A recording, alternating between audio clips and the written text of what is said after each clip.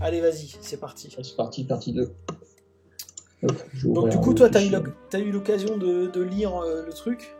Ouais, j'ai eu l'occasion de le lire, de le parcourir dans son intégralité. Je pense qu'au niveau ambiance, on est sur, entre guillemets, sa descente aux enfers.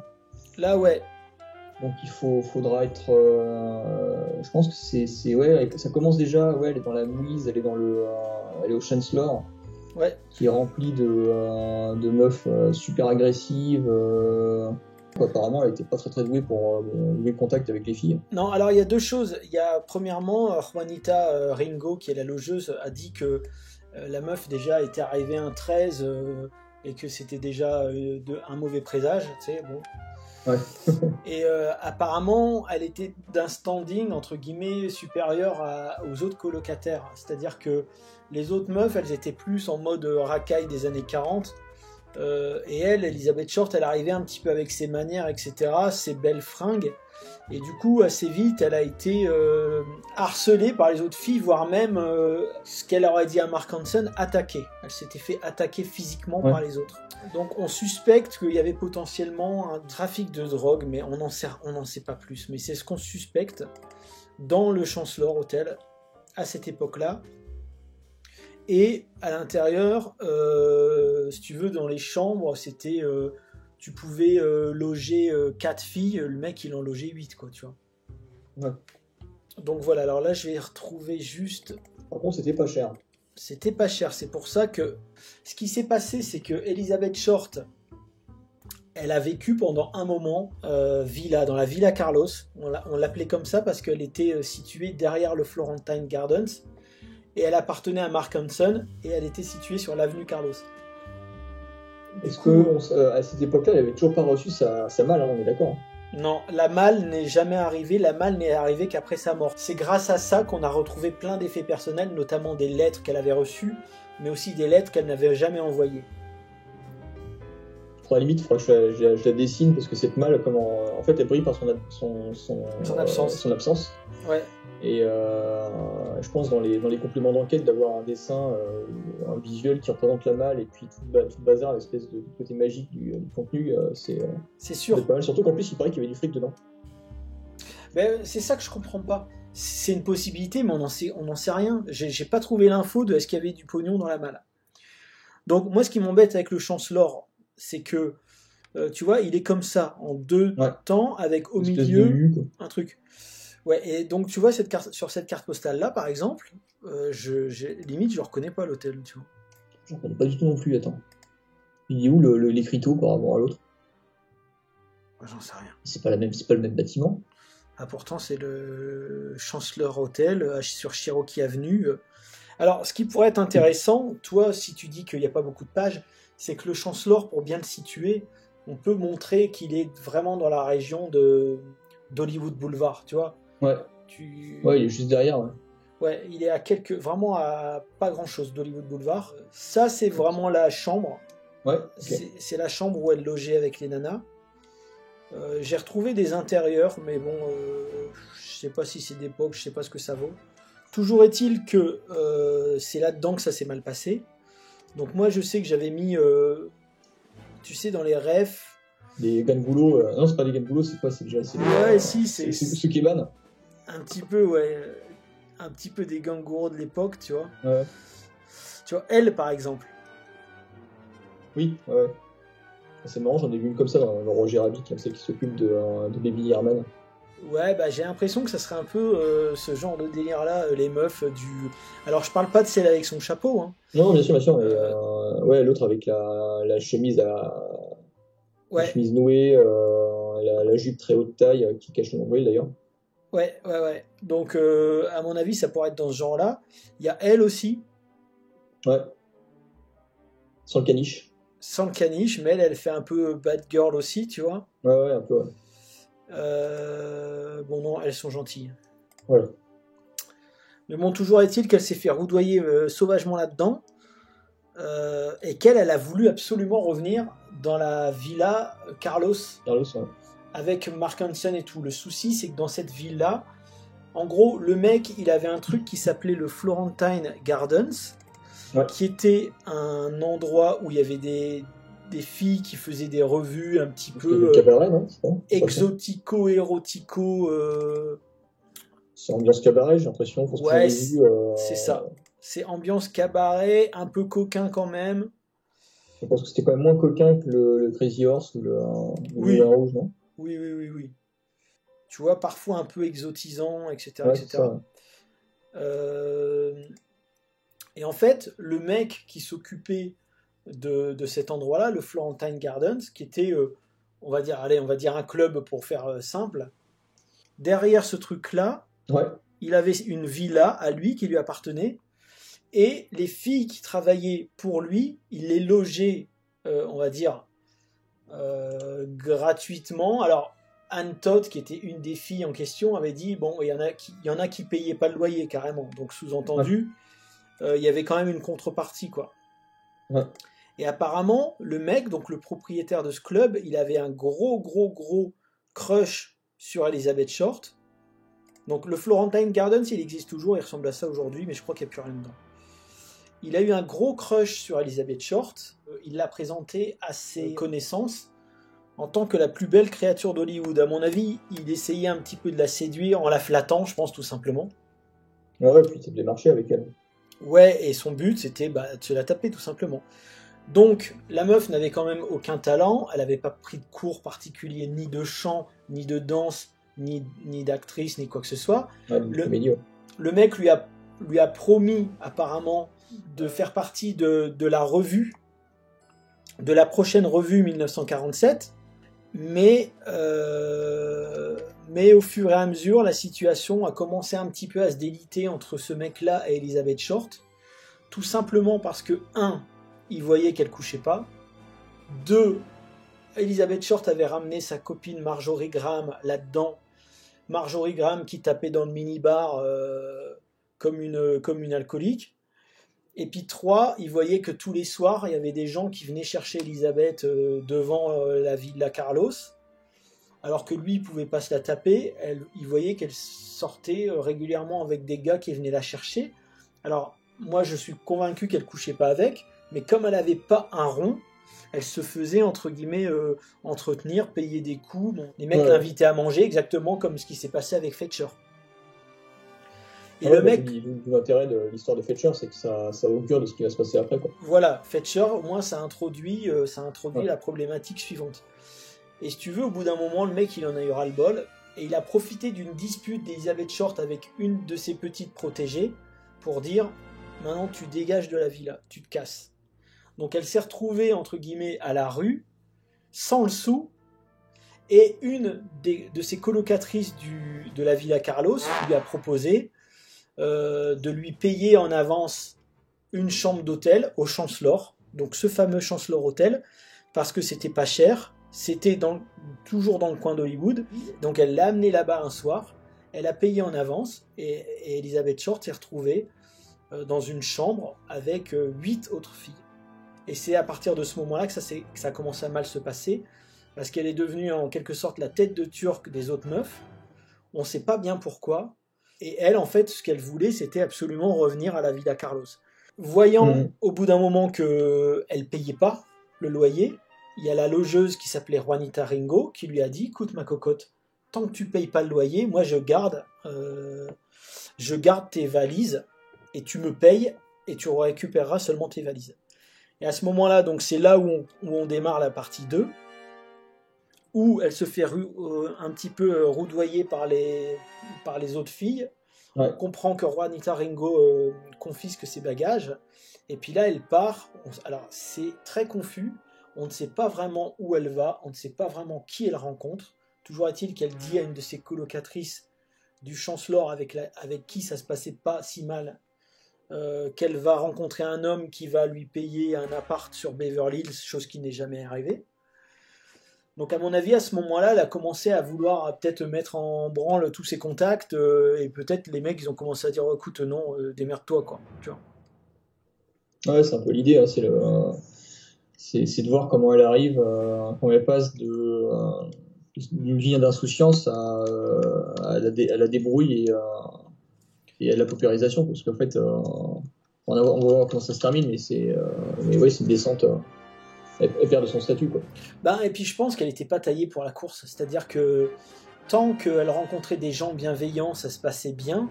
À partir du moment où elle va... Tu sais, à mon avis, c'est compliqué dans cet univers-là où... là, par exemple, le mec en question, Mark Hanson, à mon avis, il est OK pour l'héberger, mais la règle implicite, c'est t'es à ma disposition, quoi. Si j'ai, Ouais, c'est ça. tu vois, voyant que ça n'arrivait pas, au bout d'un moment, le mec, il s'est dit, bon, bah, casse-toi. Moi, je pense que au fond de lui, le type se disait, OK, elle se refuse à moi, parce que le mec, il avait l'air quand même crack, hein, parce que il lui avait offert des chapeaux, il était en train de lui faire 2 robes sur mesure. Il a présenté quand même à ses amis en disant que c'était la plus belle créature d'Hollywood. Donc moi je pense que le mec il avait un gros crush dessus. Et voyant qu'elle répondait pas à ses avances, alors peut-être que les avances n'étaient pas suffisamment explicites. Hein, je pense pas que le mec il a directement dit enfin tu vois, à mon avis c'était dans le non-dit, je pense. Ouais, non, bien sûr. Ouais. Et à un moment donné, quand il l'a sortie de la villa, je pense que c'était une manière pour lui de faire en sorte qu'elle se retrouve bien dans la merde afin qu'elle revienne la prochaine fois et qu'elle accepte, tu vois, ses propositions. Du coup, c'est tout ça qui est un peu difficile à mettre en histoire, là, pour le coup. Toi, par rapport à ce que tu as lu du script, il y a des choses où ça t'a paru pas clair ou Non, j'ai compris l'ensemble. C'est encore la vie d'Elizabeth Short. Il y a un côté linéaire et un côté cyclique en même temps qui sont intéressants. Ouais, je pense qu'il faudra bien le moment où elle se retrouve dans le cinéma et qu'elle se retrouve à dormir comme des clodos en prenant des séances de cinéma. Je pense qu'il faudra vraiment bien montrer à ce moment-là qu'elle est misérable, quoi, que c'est le... Ouais, là, elle perd de sa superbe. Hein. Ouais, carrément. Mais moi, je pense que cette fille-là, en vérité, elle était fascinée par l'univers des stars de cinéma. Tu vois, je pense que c'est quelque chose... Elle aurait voulu en faire partie sans jamais se donner les moyens. Elle n'a pas pris de cours de théâtre. Ouais. Je pense qu'elle se disait, je vais faire la bonne rencontre et le mec, il va me mettre sur le devant de la scène. Ouais, mais c'est ça, elle a un côté très naïf dans son approche du business. Et en plus, des mauvaises dents qu'elle n'a pas fait soigner. Son tatouage, qui était très mauvais signe à l'époque, et tu vois, par exemple, la petite meuf là, qui avait 15 ans, qui se faisait passer pour une nana de 24 qui faisait des photos pornographiques, même elle, au bout d'un moment, elle a compris que ses tatouages jouaient contre elle et se les faire tirer, tu vois. Elisabeth Short a même jamais intégré ça, quoi. Ouais. Tu vois, donc l'autre, il a une revue un petit peu exotique dans son Florentine Gardens, qui amenait quand même un peu la jet set de l'époque. Il va pas mettre sur scène une meuf qui a un tatouage, tu vois. Ouais. Les meufs qui avaient des tatouages, c'était les filles de mauvaise, on va dire, vertu, quoi, tu vois. Ouais. Donc tout ce qu'on a là, c'est une photo de Linda Rohr.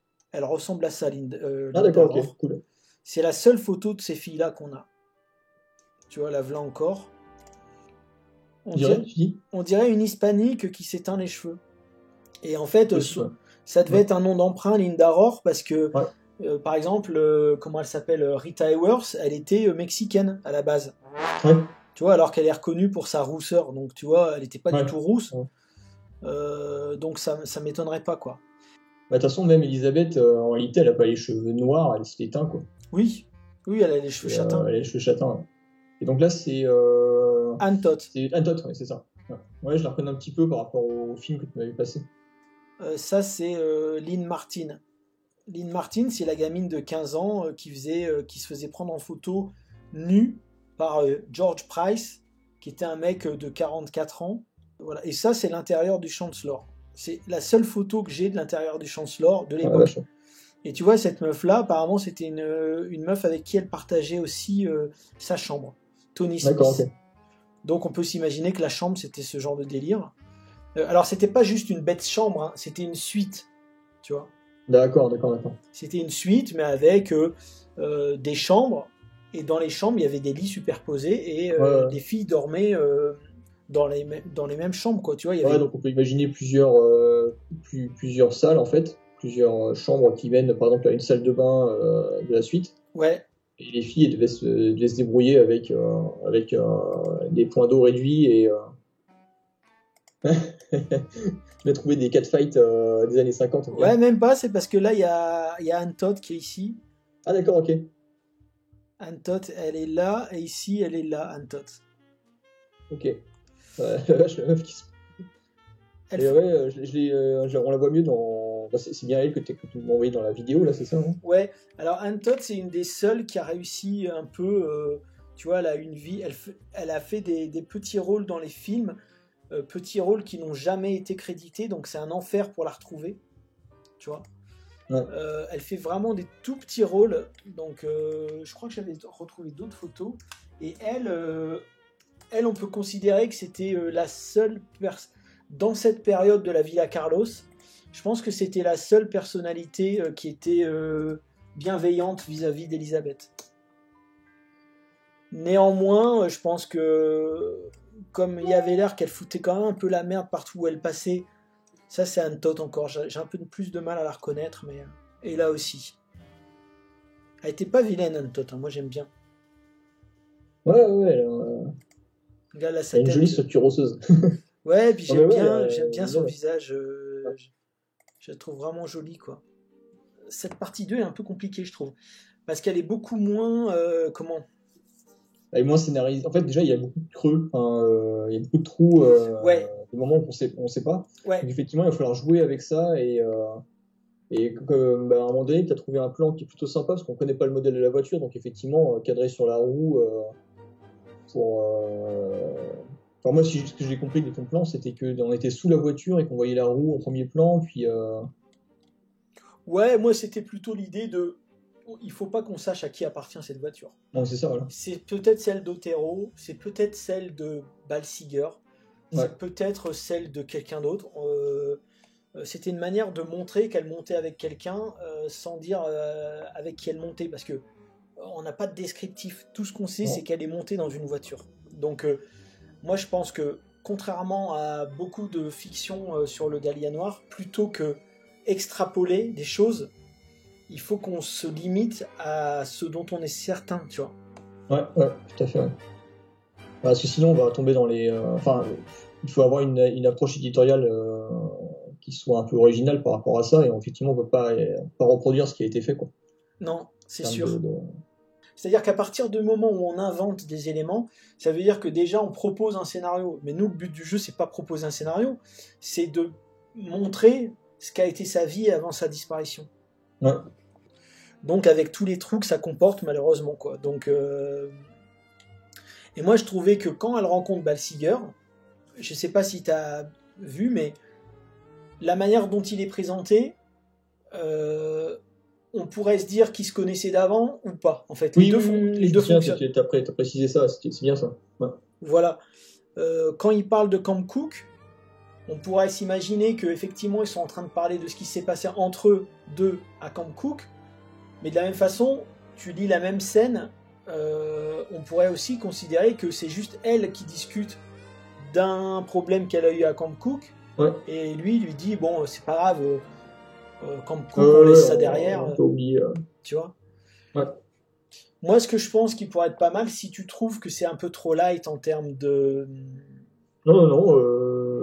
De toute façon, je vais voir au storyboard ce que ça donne. N'hésite pas, à mon avis, à recontextualiser par du décor. Ouais. C'est-à-dire que pour les gens, ça va être un peu difficile parce que Figueroa, machin, pour nous maintenant, c'est acquis. Mais les gens, ils vont juste voir Chancellor Hotel. Pour eux, c'est à 25 mètres du Figueroa. Tu vois ce que je veux dire ? Alors qu'en fait, on est carrément à Hollywood. Donc, je pense que de temps en temps, il faut mettre des plans d'exposition en montrant, tu sais... par exemple sur le Chancellor, je crois que j'ai des choses... De toute façon, Hollywood, c'est facile, hein. À la rigueur, à un moment donné, c'est cadre les collines, apparaît Hollywoodland dessus, en plus ça date le truc. C'est sûr. La troisième partie sera beaucoup plus simple, parce que la troisième partie, elle est complètement linéaire, et c'est encore une fois un témoignage d'un mec qui l'a rencontré, et qui explique par le menu tout ce qui s'est passé.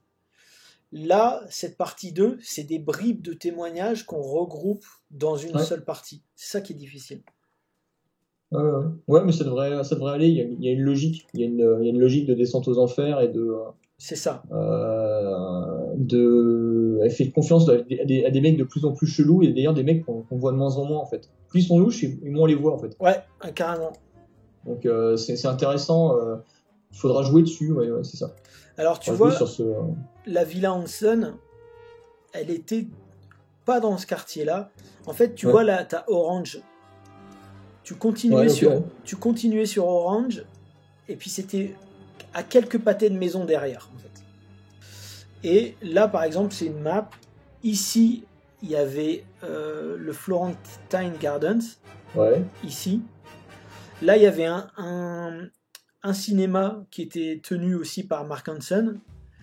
Et ici, donc on ne sait pas où exactement, mais c'est ça. Il y avait sa maison. Il y avait sa grosse villa. Et la grosse route qu'il y a derrière, là. Alors ça n'existait pas à l'époque. Ça n'existait pas, hein, d'accord. Donc c'était des collines, en fait, à l'époque. Non, les collines, elles sont vraiment... si on faisait les collines, elles seraient genre là. Ah, d'accord. Ouais, donc c'est du terrain plat, quoi. C'est du terrain plat. Mais attends, si on va sur... il faudra tricher, je pense, quand on va montrer les choses. Mais si on s'en va directement au Florentine Gardens, donc je l'ai mis sur Google Maps. Donc le voilà. Tu vois, si je fais un petit pas sur le côté, tac, et que je zoome, voilà. Ok, d'accord, il y a le Hollywoodland de l'époque. Voilà, donc c'est en fait, avec le grand angle, c'est très très loin, mais avec un dessin, on peut réussir à faire que c'est relativement près, parce que si tu regardes sur une carte, en fin de compte, tu vois, on est ici. Je pense que si tu prends une focale un peu longue et que tu te mets par exemple à l'autre bout de la rue, tu peux avoir le Fountain Garden et puis derrière Hollywoodland. Ouais, c'est ça, le Hollywood Sign il est ici. Ouais. Et le truc il est là, donc c'est pas à côté, mais juste pour montrer qu'on est dans ce coin-là. Là pour moi on est en vérité par raccourci de langage, on est au pied des collines, quoi. Oui. Ouais. Tu vois, on est beaucoup plus au pied des collines que quand on est à Downtown. Ouais. Donc voilà. Donc ça, en fait, le Florentine Gardens, c'était la villa de Gros Pépère. Ouais, Mark Hansen. Ouais. Mark Hansen. C'était à côté. Hein. Je vais retourner sur le plan et puis je vais direct faire un saut de cabri. Bah, il n'y avait pas de camion là tout à l'heure. Ouais. Ah, t'es sur la route d'en face en fait pour ça. Ah merde. Mais ça alors. Qu'est-ce qui se passe? C'est la 4ème dimension ou quoi? Ouais, c'est clair. Mais il n'y avait pas de camion. D'où sort ce putain de camion? En plus, il nous cache la villa dans les pistes. Regarde bien qu'on va se voir dans le miroir là si on se met derrière. Quelqu'un veut nous cacher la vérité sur le Dahlia noir. J'en suis convaincu maintenant. Regarde, il n'y avait pas ça tout à l'heure. Il n'y a pas de camion tout à l'heure, je comprends pas non plus. Je rêve. Bon bref, peu importe. Donc, si on met ce petit bonhomme, vas-y petit bonhomme courageux, va, fonce. Regarde, la Carlos Avenue, elle est là. Ouais. Bim. Ah oui, c'est beaucoup plus résidentiel. Voilà. Et en fait, maintenant, il y a un parking là. D'accord. Mais sa villa, elle était là. À quoi elle ressemblait? J'en sais foutre rien. Ouais, on sait pas. Et personne ne sait. Je suis allé sur les forums d'experts et compagnie. Sur ces forums-là, il y a même un mec qui a un témoin de 2e génération avec Anne Todd parce qu'il a directement échangé avec elle sur l'affaire avant sa mort, donc dans les années 90. Elle n'a pas donné de descriptif, il aurait peut-être dû demander, mais bon, lui il s'en fout vu qu'il dessine pas, lui il voulait écrire un livre. Tout ce qu'on sait, c'est que la cuisine était reliée à la salle à manger. C'est tout ce qu'on sait du truc. Ouais, okay. Et qu'elle apparemment, Beth Short avait sa chambre pour elle toute seule, apparemment au rez-de-chaussée. Mais ça fluctuait, parce que des fois il y avait d'autres filles qui arrivaient, et du coup il est relogé aux étages, machin et tout. Donc a priori, il y aurait un étage. Je sais pas à quoi ressemble cette villa, quoi. À chaque fois que je pense à cette villa, je pense à celle de James Franco dans This Is the End. Elle ressemblait à quoi? C'est une espèce de gros bloc avec un très grand espace. Tu rentres dedans, t'as plein de place. Et effectivement, t'as ce côté loft avec cuisine qui donne vite sur le salon. Enfin, Moi, c'est j'avais. un mélange entre ça et la maison du pornographe dans le David Lebowski. Dans ma tête, c'est un mélange de ça, quoi. D'accord. Parce que, regarde, moi, j'avais pris des screenshots de Hélène Noire. Bon, déjà, c'est pas ça, on est d'accord. Ouais, non. Non, ça, c'est une maison qui est plutôt Mais ça, modeste, ouais. ça me paraît too much, non? Bah ça fait un peu manoir à la new-yorkaise. Bah après, Même si j'imagine que c'est pris à LA, en fait c'est dans les Noirs. ouais. Ouais, pourquoi pas, écoute. Après, il y a ce genre de truc là, mais ça me paraît trop appartement, tu vois. Ça c'est très appartement, mais il y avait des trucs comme ça d'architecte. Tu sais, dans La mort aux trousses, à la fin tu te retrouves justement dans une maison comme ça, à flanc de colline. Ouais. Un truc un peu d'architecte. À l'époque, je sais pas si. Parce que moi, j'imagine que le mec, il a un cinéma, il a un tripot. Je sais pas s'il va se prendre une maison classique ou s'il va pas se faire une petite maison d'architecte. En même temps, elle a été rasée depuis. Bah c'est ça a été rasé, donc je me dis ça doit pas être non plus une maison de Taros, quoi, tu vois. Non, ouais. Après, attends, je regarde juste la Playboy Mansion. Peut-être on peut s'inspirer de la Playboy Mansion. Ouais, peut-être. T'en fais voir à quoi ça ressemble. Quand tu parles du truc, ça me dit quelque chose. Ouais, non, c'est quand même gros. Ouais, et puis bon, Mansion, quoi. Mais après, c'était peut-être une villa comme ça sur un étage. Tu vois. En même temps, il y a un étage seulement aussi ici, on dirait. Quoique non, il y en a deux. C'est difficile parce que j'ai beau chercher, je trouve rien. Après, tu vois, là, j'ai des villas à côté de la Playboy Mansion qui sont peut-être un peu plus. Tu vois. C'était peut-être. Ouais, c'est pas mal ça. C'est pas mal ça, non, ouais. Ouais, c'est bien, c'est bien. Bah, tu vois, cette espèce de double. L'entrée quand même qui est en double Ouais, niveau. ouais, puis en plus, regarde, le Florentine Gardens, c'est vert, c'est ce vert anglais aussi, tu sais, Ouais. sur la Ouais. devanture, donc ça pourrait être pas mal que ça soit un petit truc récurrent de. Ok, ouais, bah, je pourrais partir sur une espèce de petite. Ils disent que potentiellement, mais c'est pas sûr, ils auraient pu avoir un dîner ce jour-là, tu sais. Ah oui, oui, ouais. Mais moi, je trouve que faire un dîner, c'est la montrer à l'intérieur, et la montrer à l'intérieur, on n'envoie pas un message clair qu'ils la mettent dehors, tu vois. Ouais, ça. Je sais pas ce que t'en penses. Bah, disons que ça tue un peu l'intérêt de. Enfin, pas l'intérêt, mais l'axe de cet arc narratif. Ouais. De la mettre en plein milieu dans un endroit rassurant, quoi. Ouais. Je pense qu'il faut vraiment ouais, va de mal en pis, quoi. C'est pas mal ce point de vue-là, tu vois. Elle est bien, là, la maison comme ça. Hein. Ouais, c'est pas mal. Hein. Et du coup, Et c'est marrant, il y a des cheminées. Non, c'est des conduites d'aération pour les cuisines, peut-être, non? j'en sais rien. Mais après, ce qui peut être vraiment cool, c'est que la scène, il faut qu'elle soit agréable, la scène. Donc, à mon avis, ça peut se passer là, devant la maison. Ouais, Comme devant ça, l'entrée, ouais. Mark Hansen, au bout d'un moment, il faut qu'il rentre avec sa bagnole aussi, tu vois. Enfin, Ouais, t'as vu, lui, il veut pas qu'on le voit. non. Mais je pense que cette maison-là, c'est une bonne idée. Ouais, on peut partir sur un modèle comme ça. Ouais. Avec, tu sais, ce petit truc devant, là. Ouais.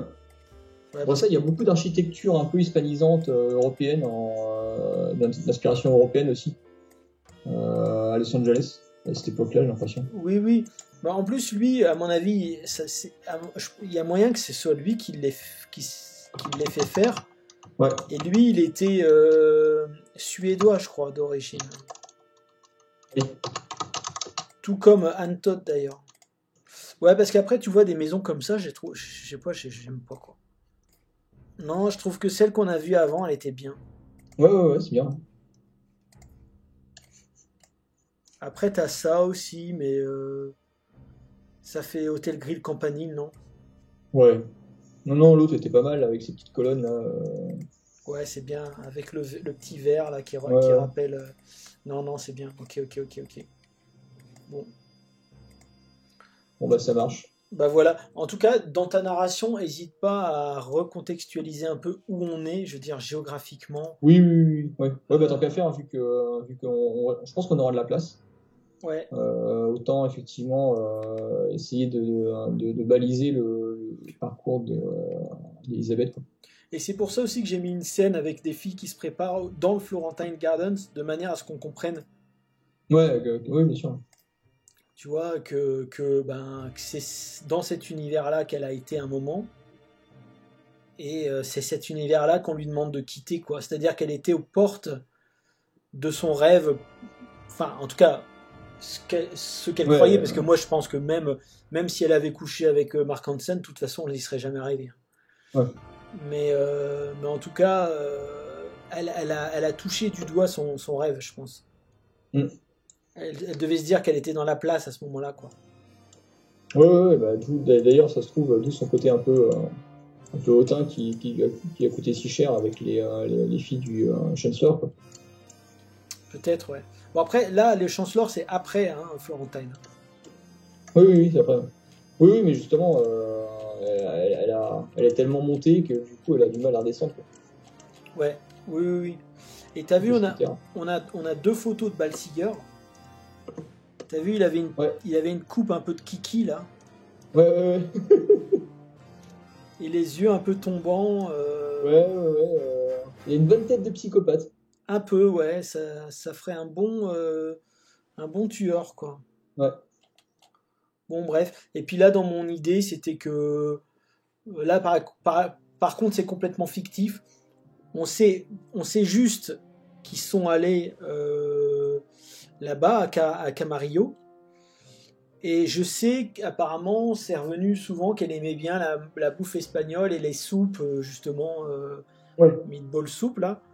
Mm. Donc je me suis dit, ça pouvait être pas mal quand même, parce que Camarillo, c'est un petit peu dans les collines, etc. Je me suis dit, ça peut être pas mal qu'ils mangent dans un truc comme ça, et puis qu'ils ont vu sur un truc comme ça, tu vois. Ouais. Que les gens comprennent bien qu'on n'est plus à Los Angeles, là, on est dans la campagne Ouais, on californienne, attend pas, quoi. quoi. Ouais. Bon, ça marche. Bon, Bon, bah merci pour les détails, et puis on se tient au courant. ouais, Et je puis, regarde, je mate rapidement sur le chat. ouais, on dit, Euh, qu'est-ce qu'ils nous disent, nos petits auditeurs?